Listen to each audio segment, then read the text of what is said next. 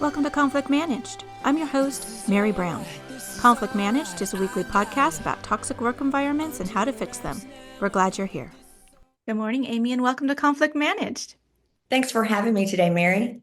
I'm so delighted to be talking with you, and you are interested in leadership development and helping people have a better work environments and therefore better careers and lives. So I'm very interested in how you got into leadership development and your speaking and all that you do. But before we get there, can you tell us about the first job you ever had as a young person? Wow.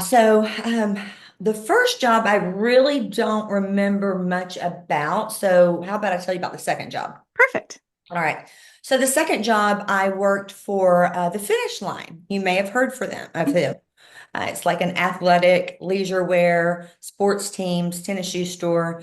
And I was a sales associate on the floor. I was in high school, 15, 16, 17 years old when I worked there. And it was a lot of fun.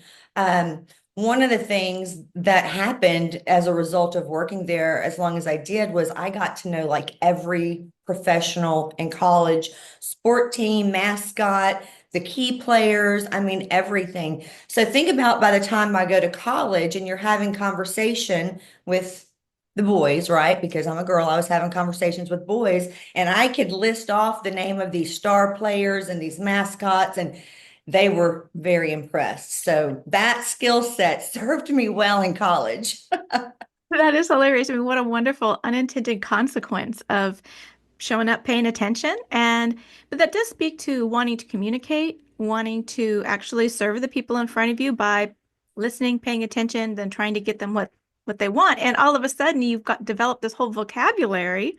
Right. And certainly in the business world or just getting along with people, sports are very important to a lot of people. If you can sort of open a communication in that kind of way, then it's a wonderful way to grow into something else as well.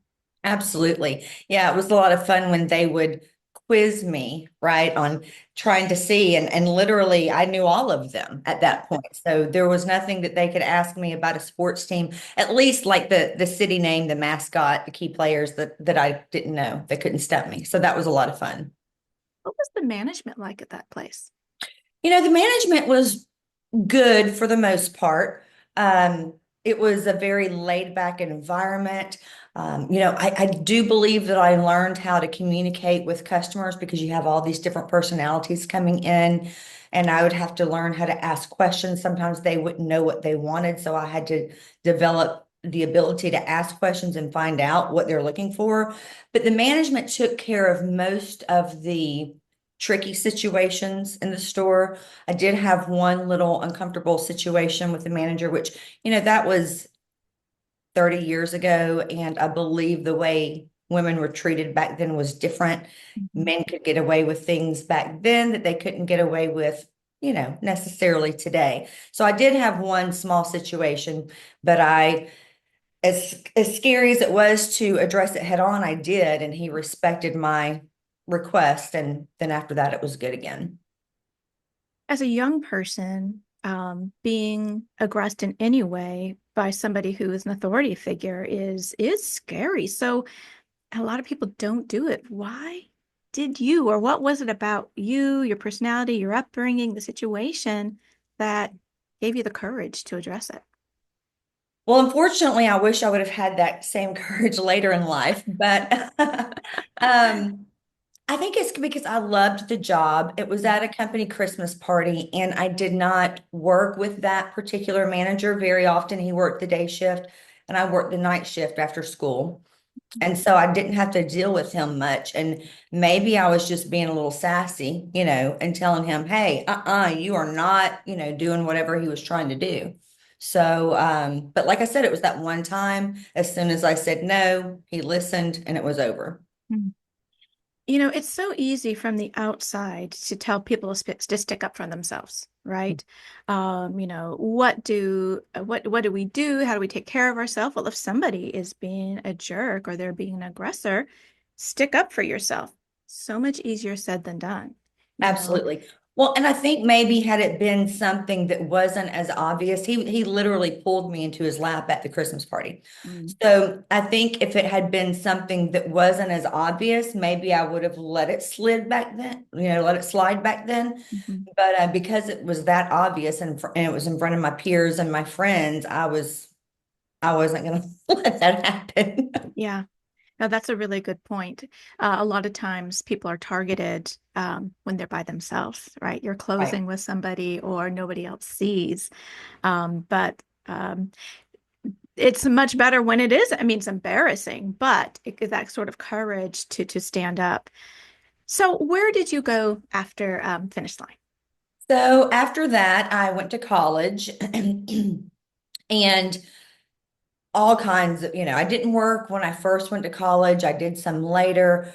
By the time I finished my degree, I was working three jobs. Mm. And when I got my undergrad, immediately went to get my graduate degree after that. And I believe I worked two jobs for a while. But during college, it was just a lot of odd jobs, part-time things. So my first real job after school or after my first degree was as a teacher. And I taught for about 7 years Mm. before I went to corporate America. Did you major in education? I did. Well, my undergrad was a business degree, and then my graduate degree was in education. I had changed my major a couple of times. A lot of people do that. I thought I knew Right. what I wanted. I didn't. I started off in nursing and went to business, and then was going to transition and become a teacher.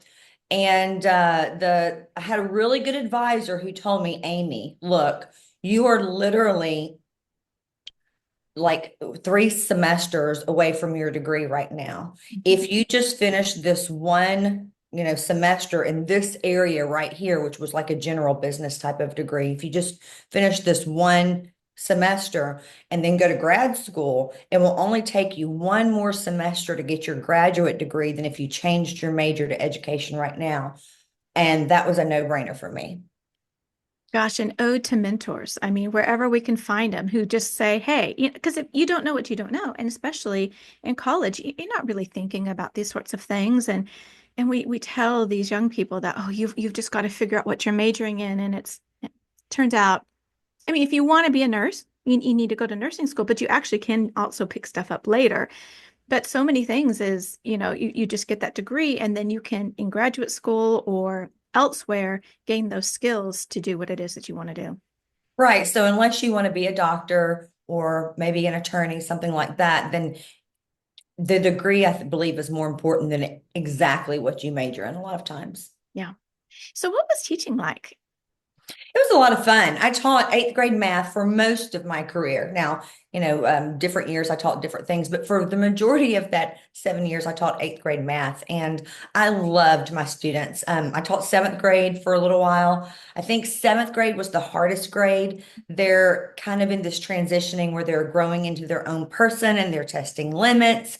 And so I used to tell parents a lot, look, if you can get past this year, it's going to be better for the most part, except for the students who go a different direction in high school. But eighth graders were really fun because they had gotten past that coming into themselves and growing into being maybe this little, not adult, but not a child anymore. But they still were young enough where they wanted hugs and they wanted approval. And so my students would hug me in the hallway, and it was a lot of fun. So I could still have this motherly style with them and be like a mom to them at the same time as mentoring them and encouraging them. And I loved finding that student who I felt like needed some extra encouragement and truly doing whatever I could to bring that student up. You can just tell when you're in a classroom. I believe you taught too, right? Yeah. Hmm. Yeah. Yeah. So you can just tell the students who need a little bit of extra comfort and support and encouragement. And so that was something that I like to do. And what's really cool is actually last week on Twitter, which is now X, one of those students who I pinpointed back then all those years ago reached out to me and was like, hey, and it was really cool and he even told me what a difference I made in his life. It was really nice. That's amazing. I mean, and that you said that you say that you taught eighth grade math and you Right. loved it. I mean, gosh, that is still a hard age and a hard subject for so many people. And but gosh, how rewarding to have that have people reach back out to you. And every once in a while that will happen to me. And I just think, wow, that it resonated, whatever I was doing resonated with that person and that ability to make a difference. So you had a good experience, but you left I teaching. did. Why did you leave and what did you go to do? Yeah, so I left teaching because I wasn't a fan of the Louisiana Department of Education. Um, you had a curriculum you had to follow, Mhm. and we had to teach to the test. Um, I was frustrated with this was at the point in time where parents started being more aggressive towards teachers. Mhm. And I knew that there was something, and I'm not going to say better out there, but better for me, better suited for me, where I can make an impact in a different way. I love the kids, but they were pretty, and teaching them, but that was pretty much the only thing I really liked about teaching. There were a lot of things that I did not like about it. Mhm. And so, literally, my daughter was homesick from school one day, and I was home with her, and I just opened up my computer and started searching for like corporate training jobs. Mhm. There was we would call it a compound because nobody knew what it was, behind my neighborhood, but it was this big, huge plot of land with all of these little buildings on it, no signage up anywhere. And they were looking for a technical trainer, a technical corporate trainer, and had never heard of them. It was a software company, and I went to work there. So it was Wow. pretty quick. Wow. I again with unintended consequences, when if you're just sitting in a room with other people and think, okay, we want no child left behind. We want to make sure that all children are getting educated. Well, we don't want that in a democracy. We don't want some students to get more than other students, and so we're going to do these standardized tests to make sure that everybody's getting it, and therefore the curriculum will be suited to the test. Like in a very disembodied way, it sounds like a good idea. I have never seen it work in practice. I It's haven't. a dumpster fire, and it takes people like you, a good teacher who loves it, and I've seen it so many times just turn people off from the profession because nobody gets into teaching to teach to the test. They get in for the other things that you said, to pour into students and to be there and help them grow and develop. And gosh, teaching to the test just sucks the joy. I have one kid who's still in high school, and they just got done with testing, and but every year I get these comments from my students, from my own children of, oh, now we get to do these fun things. Now the teacher gets to do these other sorts of things, and then I get hear all this chatter about the fun things they're learning and doing because, shoo, the TCAP is over. Right. Yeah. And learning should be fun. Learning is fun. Yeah, I have a 4-year-old granddaughter. And so every time she learns something new, it's all exciting and fun. And she feels like a big girl. And it's really sweet to watch. But I think you're right.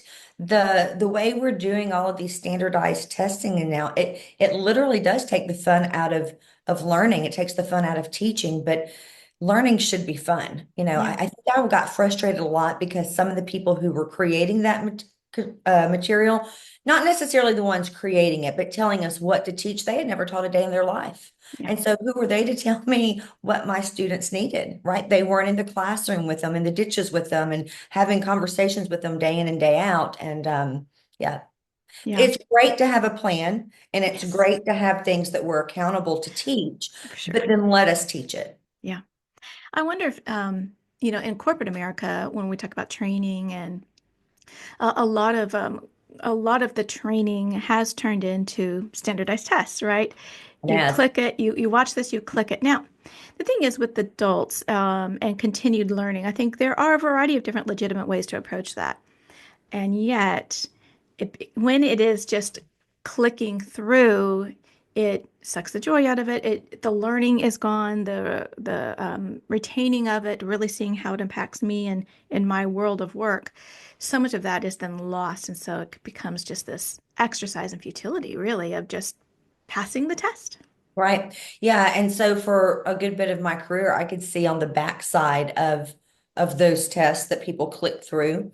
And yeah, people do click through it and they will click it until they get the right answer. And they will take the same question over and over until they get the right answer. So I'm not saying that everybody does that, but there's a large majority of people in the organizations that I've worked with, even recently, who do that.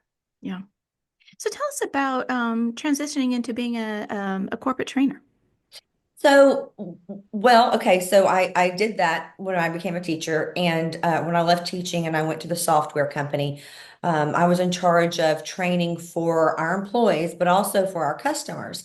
And because it was a 100-year-old startup, and what I mean by that is the company had been in business for, I think it might have been 150 years actually. Wow. And they were developing a new software on the Microsoft or the Windows platform, where in the past they had a software that was MS-DOS. And so they needed people to come in and to create training materials and to train everyone on how to use this new software. And so that's the project that I was tasked with doing and eventually became over the entire creation of all of that, did some other stuff with them too.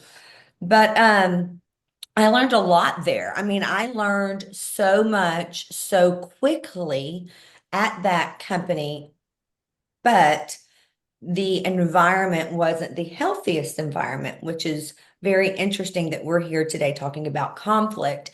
And the my direct boss, my direct supervisor was the head of the company, and he didn't necessarily treat me in a manner that was disrespectful.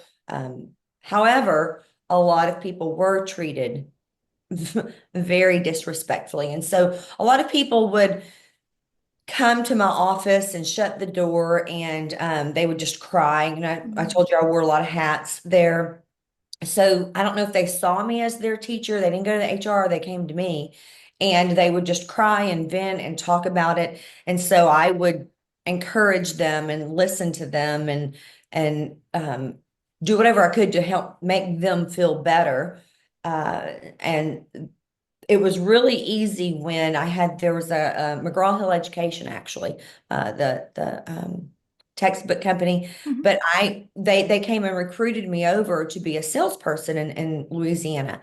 And I don't live in Louisiana anymore. I'm in Texas now. But so I started off doing sales there, became a district leader over sales implementation and helped create the first implementation team at McGraw-Hill with digital software. And so I was an implementation manager, and at different points in my career there, I had all the way from Florida to Texas up to Kentucky and Tennessee.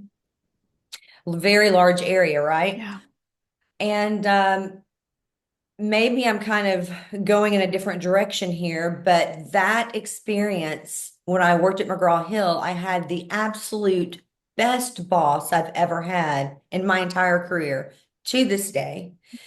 And going from having the person who I had before to having this man who literally, Mary, if he was coaching you, if he was helping you to get better or refining your craft or whatever, it really felt like he was complimenting you. It didn't feel like coaching. And Mm. so it might be, a week later, maybe a few days later, you're reflecting on the conversation and you're like, wait a minute. And he wasn't complimenting me, he was coaching me. But for somebody to do it in a way that it made you feel good about yourself, Yeah. it got me really curious. And so I started doing all kinds of research on human behavior, psychology, neuroscience. Um, I read every single book that McGraw-Hill had. I had access to them all. It was all digital. I had access to all of their textbooks. So I read all of their psychology books. I read a ton of management books and leadership, business development. And then I also had access to some of the best subject matter experts in the United States or maybe even the world at all of those colleges. So I Mm. would go and pick their brains and ask them questions. I believe as a result of all of that, it helped make me what I'm doing now be much better at corporate training and public speaking. Wow. formative experience. And, we learn so much when we see what not to do, right? These Right. people are crying. And in my office, I think it's also interesting to note that while your experience with this boss wasn't horrible, it wasn't fantastic, but that people get treated differently. Yes. And and also, just because we're different people, we resonate or don't with different people, right? So I might get along just fine with my boss, and somebody else is having a really hard time. And recognizing that it's not necessarily one or the other. I think a good boss, like the one that you got into, is able to really make a team and be able to individualize, right? If you're coaching, if you are really for people, then you're for the individual. And so, um, I think it is really telling that a lot of times when we're in conflict, we just want a bandwagon because in so much pain that everybody else must see things the way that I do, and which of course is maybe is not the case. It could be, but it's not necessary for you to move forward, whether or not other people are getting the same treatment. You're feeling this way, and so you're having a dynamic with your boss, and so that's the only thing you can work on anyway. Exactly. Yeah. I So think really good leaders do a great job of personalizing feedback, personalizing experience, personalizing delegation and goals and everything. Instead of treating everyone the same, like you said, really personalizing their needs and their goals and their career goals. Yeah. when you left for McGraw-Hill, was one of the reasons you took the job because you were in a bad environment, or it was just a better job? Would you have left anyway? Or if all this together, if that boss at McGraw-Hill had been the boss at the tech company, would you have left? So I don't know that I would have known that going into the role. It was a better job for sure. It was an exciting job. It sounded like an exciting job. In fact, back all those years ago when I had been a teacher, I had been to some shows and I saw people who had that kind of role. But every time I looked, there was nothing open in my area. And when I got hired, I found out why, and that's because they did not have someone covering that area in North Louisiana. The person was they had somebody out of the Little Rock, Arkansas area, I believe, covering it. But so they made a new area, it was a brand new position that I was hired into. I think I would have gone anyway because of it was exciting, but because now he wasn't necessarily toxic to me, the boss at the software company, but I saw enough that I knew that this was not a good environment and I wasn't truly happy there. Even though I was learning a ton of stuff, I wasn't really happy at the time. I'd been there for a few years and so McGraw-Hill came in. I was probably also kind of googly-eyed over the name McGraw-Hill. I had used their textbooks. It was a very reputable company. And so it was a very easy, yes, I'm going for this. And then I just happened to be in a situation that was much better, much better for me, much better for my family. That is so wonderful. Of course, sometimes people leave. I was just reading about this morning. Somebody leaving a job because it was toxic to them, hoping for greener grass, and got into another bad situation, different but bad. And so sometimes people job hop because they've got to get out of this negative situation and they find themselves, the grass is not always greener. Sometimes it is. Um, but it is the case that we've got to, when we leave a negative situation, we're not promised a positive situation. And so there's all that baggage that comes along with when you are mistreated and the kinds of things that happen at work so that you're ready for the next place so you don't carry that baggage. And then every place will have its problems. Yep, you're right. They all do. Pros and So, cons. where did you go after McGraw-Hill? Well, I actually I did a couple of little things before I ended up starting my company. One of them was a mistake. So not going to talk a lot about it, but it was one of those situations where I saw dollar signs and somebody was offering me a whole lot of money to come work for them. Um, I was widowed at this point and went from a two income home to one income home. And I just saw the dollar signs and I'm like, oh, I've got to do this. And it was actually the absolute worst that I've ever worked in. I was asked to do some things that I don't believe were above the line. So I'm not going to get into a lot of detail there. But I became a widow. My husband took his life and he did it right in front of me. And so I had already been doing some public speaking. Obviously, I'd been a teacher, I had been in corporate training, I had been in business development. And when that happened, I started having some people ask me to come talk, if I was ready. Hey, do you mind coming talk to this group or come talk to this group? And so I started doing that. And I started picking up a lot of like side gigs of doing speaking. I had people ask me to come train their employees on business development, on leadership, just on all kinds of topics. And so I was doing a lot of side work, and I'm remarried now. And it came to the point to where my husband and I had a conversation one night, and I said, look, I cannot continue keeping my 9 to 5 and doing these side jobs, these side gigs, because it's going to kill me. I mean, it was a lot of, as you can imagine, if you've created materials yourself, it's a lot of work. Now, I must have been fooling myself because being a business owner is you're never off the clock. It's all day, every day, right? But we kind of looked at it and was like, well, hey, it just makes sense. So we started Alpstra Training Solutions. It's actually Alpstra Co now. And was very fortunate to take on my employer at the time as a client, which is kind of a neat situation. I went to my boss there and I said, I believe in the mission. I believe in what's happening here. Here's what I want to do, but I'd still like to support you guys for however long in your transition, to find someone to replace me. And I ended up having them for a client for about a year. And it was awesome. So I've learned a lot. That was in 2021, I believe. I've learned so much since then, and it's just been a lot of fun.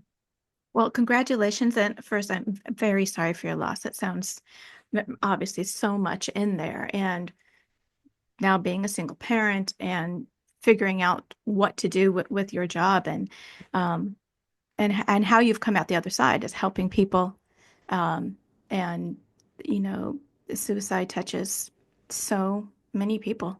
It does. One of the reasons that I do the work that I do is because if you haven't been harmed at work, if you don't know the stories, I mean, the real harm that happens to people in toxic environments can ultimately end in their death.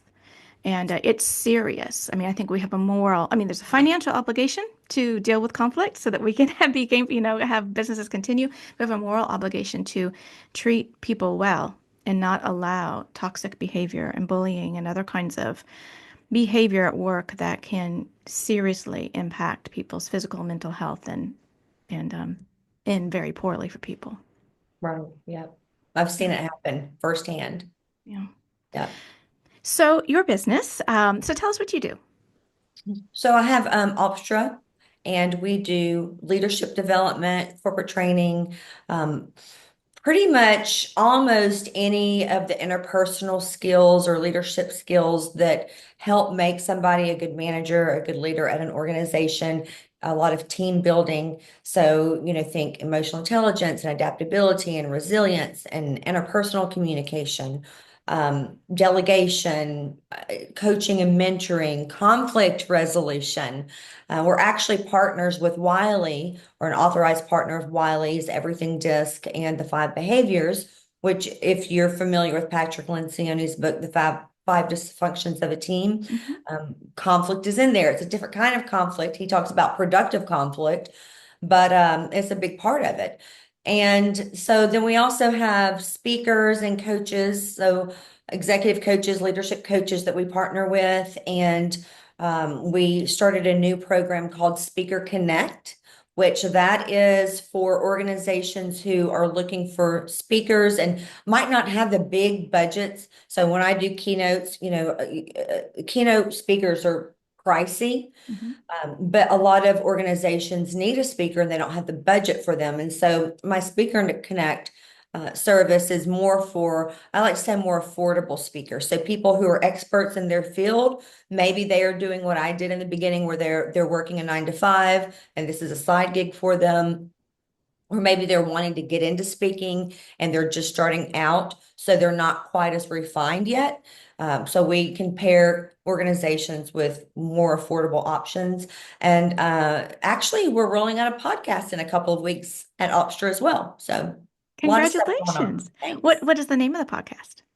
It's called The Shift. So one insight away from changing everything. Mm, yeah, I mean, isn't that the truth? Yeah. Absolutely. Um, so when you go into organizations, I have this happen kind of often. Somebody will present, especially with mediation, and they'll say, "This is what the issue is," and then you talk to them for a while, and you find out, well, that's really not what the issue is. So people call and they'll say, "Well, we want this kind of training," and then as a professional in this space, you ask questions, you find out what's going on, and you say, I understand this is what you're looking for, but maybe this might be what you need. Is this what would you think about this? How often do you find that what people are asking for, what they think they need, they might actually need something else? A lot, a lot, almost, not every time, but most of the time. And I believe people know the outcome they want, Right. but they may not be articulating the path to get there. Yeah. So, and that's, another thing that, like we talked about earlier, the click-through training. Yeah. Sometimes people will implement those types of modules in hopes that it'll make a difference. Hmm. But it really, truly, I believe, takes somebody who understands people Yeah. and understands how to read people and draw information out of them. And at while you're coaching, to also be able, or I'm sorry, while you're facilitating a conversation, also be able to coach them sometimes, to mentor them sometimes, to consult with them sometimes. And so all of those are different things, but you have to switch your hats really quickly, right? So a lot of times people think they know what the outcome is that they want, but they don't necessarily know what they need to get there. Yeah. And I think, in our pre or our post-industrial revolutionary age where everything is so mechanized and now we've got AI in the mix, when something isn't simple and straightforward, when something is messy and takes time, we think, well, something is wrong, right? We ought to be able to streamline these things. And the fact of the matter is we can streamline a lot of things, and we want organizational structures. But when we deal with people, people are individual, they're messy, it takes time. There are some things you can automate, but when you're really speaking into people, when you are coaching them, when you are figuring out what is going to help them to get to the next level or what are the issues they are dealing with, people just need the time and attention of other people. And sometimes I think I've come across, business will think, well, gosh, this has got a price tag associated, it's too high. And yet it's so small compared to what you get. It's just amazing what you can get when you actually invest in quality training, not click-throughs. So I have some stats for you that I love around that. Most companies, they spend 95% of their training budget on technical skills. Mm, So whatever that looks like, whether it's software or sales skills, so there's the technical skills of the job, but only 5% of their training budget on interpersonal skills, human skills. But what's so interesting is that 85% of somebody's success comes from interpersonal skills. yeah, Now, that 15% of the technical skills that you have to have for your job, whether you're an attorney, you're a doctor, you're whatever, architect or engineer, those have to be there. That's the foundation of your job. right. But beyond that 15%, the success of an individual, of a team, and an organization, it's all going to be about how people interact with other people.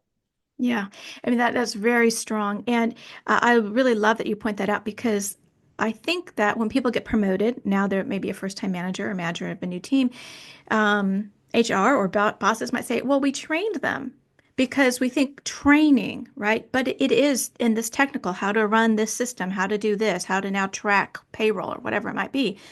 But if you are managing, you have now is a completely different kind of job, right? If it's going from being an accountant to managing accountants, now you're in the people business, right? Right. And so if you don't have the interpersonal skills, if you don't know how to deal with conflict early, often swiftly and justly, if you don't have a way to run meetings efficiently, if you don't know how to do all of the people stuff, or it doesn't matter how good you are on the technical end, you're going to be limping along and you're not going to be able to get the collaboration for the innovation and the high engagement. And, there's so many things a good manager can do with reducing unnecessary turnover and getting high engagement and innovation and collaboration. But that is an art. That is a certain kind of skill, those so-called soft skills, which, Hmm. it's not one or the other. We do need to be able to know the trade of whatever that might be, but it's this other that's why people will go to an organization. That's why they will stay and they will give of themselves instead of just I'm here doing my job, I'm checking out. But you're going to actually get the benefit of that person's experience and their buy-in and the ability to collaborate with other people if you've got a good leader. Right. Yeah. And so one of the things that we know that the further up the ladder you climb in your career, the higher your title or your position is, the less of those doer skills that you're going to need and the more people skills you need. So instead of a doer, now you're interacting with people and they're the ones who are doing the things and you're helping lead them and help them do the things.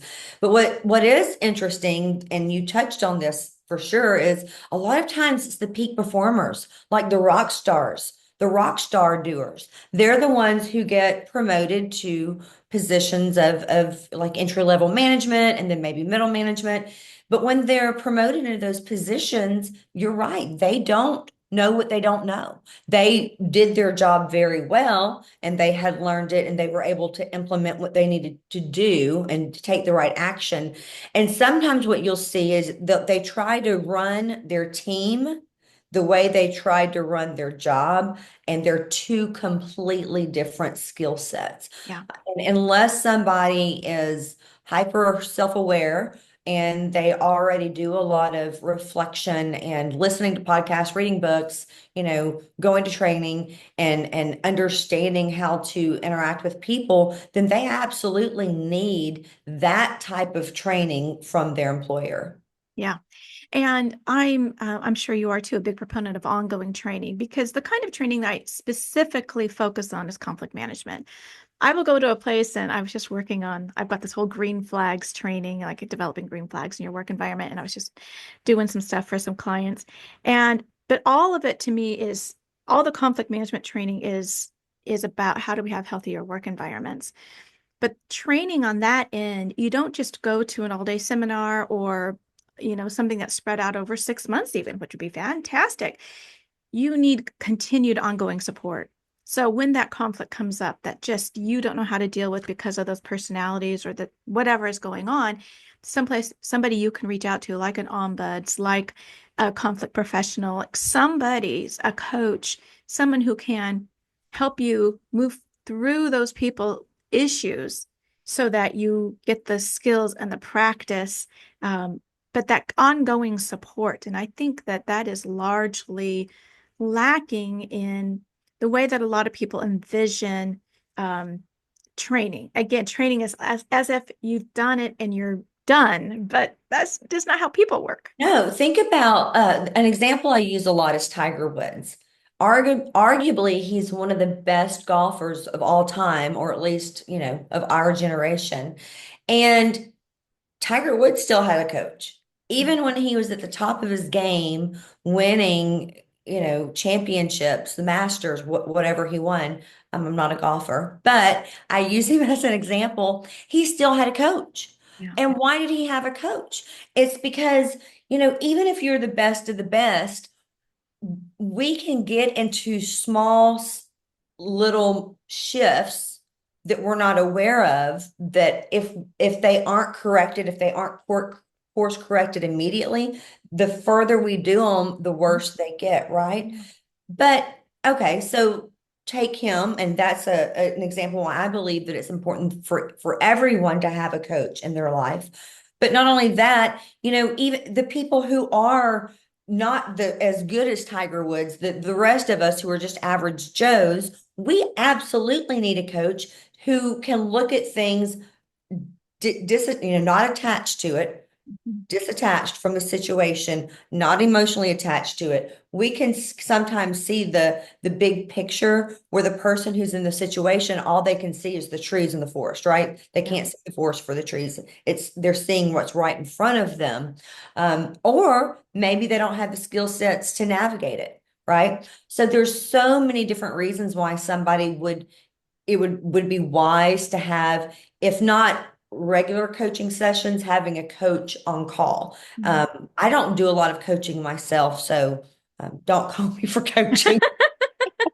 But I do have an organization that has me on call to work with employees there, whether they're leaders or business development or wherever they are in the organization, they can call me and talk through things. So, but I don't want any other coaching clients. Uh, but I do think it's good to do that, right? So some Yeah. people need that, especially if you're a new leader or a new manager. I would highly encourage people to have regular calls with a coach, Mhm. or somebody they can make appointments with as needed. And then throughout your entire career, yes, to training, yes, to continuous learning, yes, for continuing improvement, but also have somebody on call. I was about to say Rolodex, that tells you how old I am. Have somebody that you can call when you're in a situation that you need to talk about. Yeah. I mean, you could also ask yourself the question, um, why don't I?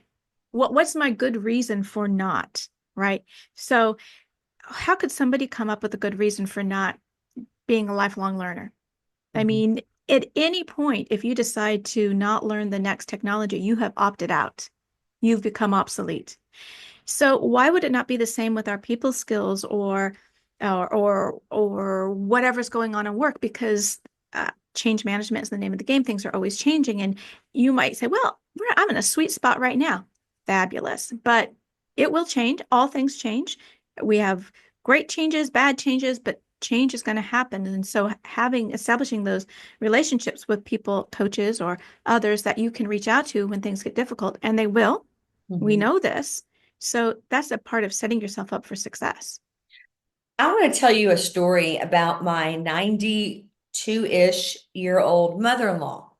So about 2 years ago, her laptop or her computer crashed. And so she just had like a regular Dell or something like that. This lady decided to go get her a Mac. At 90 years old, she went from having a PC to a Mac. And I asked her, I said, Evelyn, why did you do that? And she said, well, I got to keep my mind sharp. I got to keep learning. And this is going to force me to learn something new. So I got it. And I'm Wow. like, anybody else who tells me they can't learn technology, that is a lie they are telling themselves, Yeah. because my 92-year-old mother-in-law still to this day is learning how to use the Mac. Yeah. That's a fantastic story. And you're right, it's a story we tell ourselves. I can't do this, I can't do that. You know, no, I can't play like Tiger Woods. Fine. Sure. So there are some things I can't do, but most of these things where we say I'm not good at, or I don't have this, or with conflict, I'm conflict avoidant. That is a story, but those are skills that you can develop and develop the how do we have better, stronger, resilient relationships so that we can continue to move forward in a positive way for ourselves and for the people around us. So, Absolutely. Amy, will you tell us about a time that you experienced conflict in a work environment and what you did about it, and maybe where you are now in your career, if you would have done something differently, if anything? Yeah, so back during the days when I was a teacher, I had a principal who also said some inappropriate things, not just to me, but to some other teachers on staff. And when I rejected him, I guess, rejected advances, he started treating me differently. I had been a I was over different points in my career. I was over things like the cheerleaders. I was a cheerleader coach. I was over the pep squad or the Yale squad, robotics club, just different activities like that. And so at this point in my career, and I went, well, thank goodness I changed schools enough that people might not know. I was over one organization during this time, and he took it away from me. And then that was the same year that H1N1 flu came out. Do you remember Mhm. that? Yeah. So I got it, and then or my son got it, I got it, I think my daughter got it, and my grandmother died all within like Mm. 2 months. Mm. And I was off quite a bit. So I was reprimanded in his office for that one day. And the way he was speaking to me was very much inappropriate, not in the words that he was saying in the tone. So the tone was very aggressive, demeaning, and I just turned around and walked away. Literally turned around, left his office, started walking back towards my classroom. I'll never forget, he came out of his office and through the front office of the school and was screaming for me to come back into his office, and I wouldn't do it. I just Mm. you know, I had been in an abusive marriage. My first marriage was abusive. And I had just decided at that point that people weren't going to talk to me like that anymore. Um, so I just turned around and left and went to my classroom. Today, I probably would have handled it differently and that I wouldn't have run away. Mm. I would have faced it and called him out on it, but done it in a way that wasn't threatening or demeaning to him. Like I wouldn't have matched his energy, Mm. um, but I wouldn't have walked away or run away from it either. Mm. You know, that is that is the way of things. Like we grow and develop. And I think with conflict, I think it's really important for those people who do think that they are conflict avoidant or, their conflict style is to, to turtle, to run away. That we can grow and develop. That where you are right now, or if you're overly aggressive or whatever it might be when it comes to conflict, it's something that can shift and change if you develop those skills, right? And so if you don't like the way in which you interact with people when there's a conflict, you can do something about it, which is wonderful news. Because what is interesting is that you did not say his behavior changed at all, right? Because his behavior or whoever's behavior is going to be what it's going to be. Then I get to decide, am I going to match that energy? Am I going to act in accordance with their values or with my values? How am I showing up?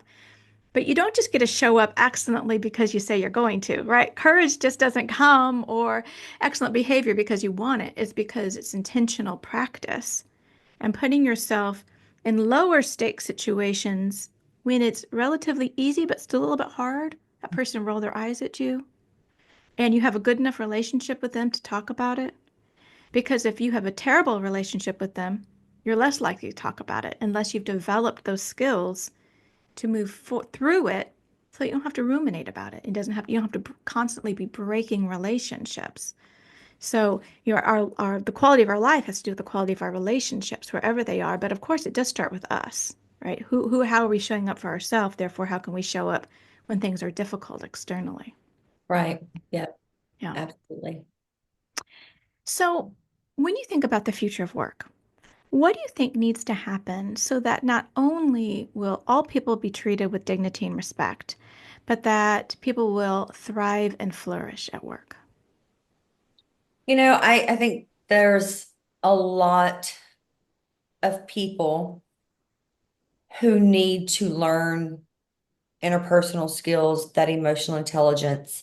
Um, and they also need to not allow other people to impact their reactions as much as I see in society now. I believe society is full of people who, the word trigger is thrown around a lot, right? I am of the belief that a trigger is an unhealed part of you, an unhealed part of me. I've told you about my experience. There were years where if I heard a gunshot, I was triggered, to use that term, right? And I had to heal through that to be able to now hear, I live in the country and I can't go ask every single neighbor to, don't shoot your guns, guys, put them up. Um, but because that's happening so much in society, it's happening in the workplace too. Yeah. And there's some personal responsibility involved with that, but I also believe that organizations have a duty to train their staff and to allow them or to communicate to them what is appropriate behavior, what's not appropriate behavior, and some of that can be applied at home and in the professional world, right? But your question is around what can employers do, and that I literally truly believe that it's, they can offer a formal mentorship program. They can have coaches for their team members, and or they can bring someone in like you or me to have those conversations with them about how to deal with other people. Because at the end of the day, we're not numbers. I have a name. I'm Amy. You're Mary, right? And so every single person, exactly like what you so articulately said earlier, every person has different value drivers, different needs.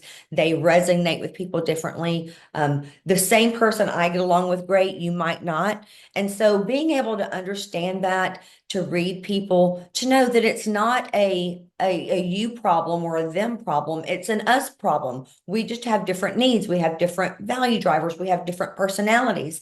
But one of the best things that I believe companies can do is teach their people how to deal with different personalities. Sometimes you'll hear people say difficult personalities, but I believe that oftentimes they're just different. Like if what I've seen happened more than anything, and actually the research proves this, is that people who have the exact opposite personalities, like if you go to a party, if you go to an event, if you go to a gathering, and immediately you're like, "Yeah, I just don't like that person," just immediately in the first few moments, then chances are they have the exact opposite personality of you. And that's why, because they have different needs and drivers, right? Yeah. So a lot of times it's just not understanding that. And I have seen firsthand that when people understand how to, see somebody, and within the first few minutes, you're like, oh, I know what type of personality that is. And then I have the choice to adapt to them while remaining authentic myself, but adapt to them, then that's going to resolve a lot of conflict in the workplace. hmm I 100% agree. So much about understanding others. And, resiliency and change means that, we're not going to eliminate pain at work. We're not going to eliminate stress. We're not going to eliminate difficulties. This is not the goal, and it's unrealistic. But when things come up, when difficulties come up, how do we be resilient? How do we go through it instead of siloing myself off and saying, okay, I'm cocooning myself. And this weird way of applying boundaries is that you have to then tiptoe around these sorts of needs that I have instead of in a work environment, we're trying to accomplish the mission of the organization.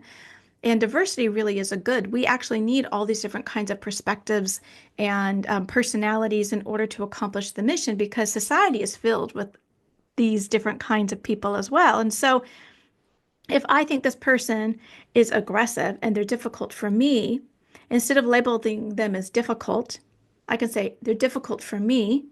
And now I can get curious. Well, what's difficult? Who are they? How am I showing up? How are they showing up? And this is a me problem insofar as they're not, you know, violating civility standards. So, as you said, also we need to have civility standards. How are we going to treat people here? Yeah. Okay. And then if I feel like something is off, empowering everyday workers to speak up and have difficult conversations. The sooner you do it, the first time somebody you think yells at you and the other person thinks they're just being enthusiastic, But if I have that conversation, oh, I don't take the narrative you're yelling at me because, of course, you're intending to yell at me because I'm taking it that way. If I say, hey, I feel like you're yelling, what's going on? And the other person says, oh, I'm just a loud talker because I'm enthusiastic. Now we can have a conversation and I've see you in such a different way, but it's all about encouraging dialogue and not making everybody the same. But like there's so much lip service to diversity, but like, what does it actually mean to live and let live Right. within standards, but in a work environment? One thing that I'm going to add is you talked about the aggressiveness, right? I think a lot of people call assertiveness aggressiveness. So there's an example that I'm not going to do in a podcast situation, but in a classroom setting where I, slam my head on the desk and I catch somebody off guard and I'm like, "Hey, Mary, why didn't you bring me some water?" That's aggressiveness. Okay. But if I just say, "Hey, Mary, I'm thirsty. I would like some water," that's assertiveness. And that's a silly little example. And I think when you see it in action, it's a lot more impactful. But it's true. If you assert yourself, assert your needs, or you voice what somebody did that wasn't right, what somebody did that was wrong, you can be seen as assertive. And I see, or sorry, I'm sorry, aggressive. And I see it all the time. People think that person's aggressive because they say the thing, right? They say the thing that nobody else will say, and then everybody thinks they're difficult to deal with. But it's not necessarily, that's a them situation because sometimes that thing needs to be said, but I also believe what you said in the beginning was right or is important as well, and that is we have to make it a safe place for people to be able to voice, right? So have a safe environment where there's trust, that everybody knows they're on the same page, they're going for that same goal, they can trust, and they know that they can speak up and assert themselves or say the thing without being attacked. Yeah. That's hard to get. It's easy to lose, and once you've lost it, right? Trust, once it's broken, you know, I'm sure you see this too. People say, "Okay, this is a safe space to speak up," and I'm thinking, no, it's not really, right? You don't just get to say that. That is something that comes through the actions of the leadership that is continually demonstrated and really requested. It. You can so easily set up a culture of curiosity and dialogue Mhm. and put practices in place so that it becomes the ethos. And so that if there is an actually aggressive behavior or passive aggressive behavior, it can be seen more easily, called out in an appropriate way, addressed to get that person back on the team and operating within the parameters of what's acceptable in a particular work environment. And if that person decides that no, that's not how they want to behave, then you can part ways, right? Right. It can be done. It takes intentionality, but you get so much. You get so much for your organization, for the people there to have a healthy work environment. It does take work, but you get so much in the end. Right. Yeah. And there's so much value that comes back to you by doing that. Not only is it retention, employee engagement, innovation, autonomy, empowerment, all of those wonderful things that we talk about in the leadership spaces, but truly all of those things will impact your bottom line. So just by giving people the dignity and respect that they deserve, allowing them that feeling, is going to come back and it's going to reward you. Yeah. One of the things that people talk about the why all the time. Why do you do what you do? And truly, mine is that one thing that happened to me made me realize how important life is. But for me, it's anything I can do to make this world a better place for my kids than it was for me, and for my granddaughter than it was for her. That's what I'm here for. That's what any ripple effect, because every single person who I can help, you know, I do it through the door of going into corporate America most of the time. But the things that we talk about can be implemented in your personal life. So the more people who learn conflict resolution, how to deal with conflict, how to interact with other people, emotional intelligence, communication, the better this world's going to be. And at the end of the day, the more people that I can reach, the more people that you can reach, and the more people like us, the better this world's going to be for my granddaughter. And that's what it's all about for me right now. I feel like you have just gotten inside my brain, Amy. I mean, we're separated at birth. I feel exactly the same way. And I do want to add that everything that you said about the moral reasons that we ought to take care of people at work and give them a good work environment. And I also think it is fiscally irresponsible to not take care of your people. Because as you said, you will lose money. And if insofar as you are in business, you got to stay afloat, it's fiscally irresponsible. People hear that. I mean, we both could go on probably about all the different ways and how the money that is just set on fire by not treating people well. Um, yeah, so do it because it's the right thing to do, not and the ripple effect, but also do it for business reasons. Absolutely.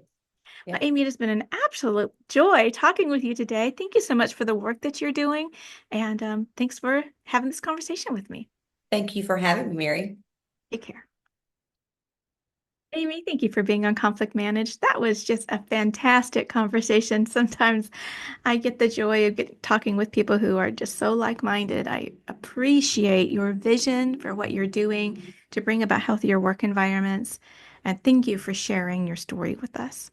Conflict Managed is produced by third-party workplace conflict restoration services and hosted by me, Mary Brown. You can find us online at 3pconflictrestoration.com. Come back. We have new episodes every Tuesday. And if you would please like and subscribe wherever you are listening or watching this podcast. If you would like to watch it, we are on YouTube at 3P Conflict Restoration. You can check out my latest book, How to Be Unprofessional at Work, Tips to Ensure Failure. It's 80 tips of what not to do, and there's a conversation about what to do instead. Our music is courtesy of Dove Pilot. And remember, conflict is normal and expected. Let's deal with it. Until next time, take care.